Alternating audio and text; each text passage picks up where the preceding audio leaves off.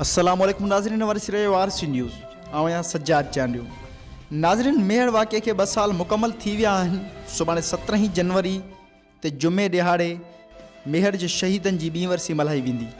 मक़तूलनि जी वारिस न्याणी उम्मे रुबाब चांडियो जी अॻुवाणी में घंटाघर चौक ते शहीदनि जी तस्वीरुनि अॻियां रत जा ॾीआ ॿारिया वेंदा। उन हवाले सां उम्मे रुबाब चांडियो मीडिया सां ॻाल्हायो आहे। अचो तव्हांखे ॾेखारियूं।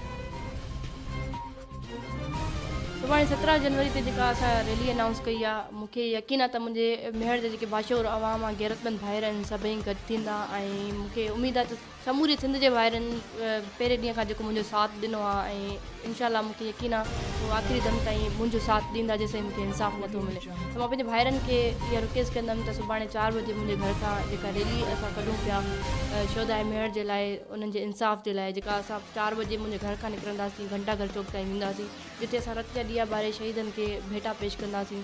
मूंखे इनशाला उमेदु आहे त तव्हां सभु भाइर गॾु थींदा ऐं हिन मज़लूम भेण जो साथ ॾींदा। इनशाला 4 बजे सां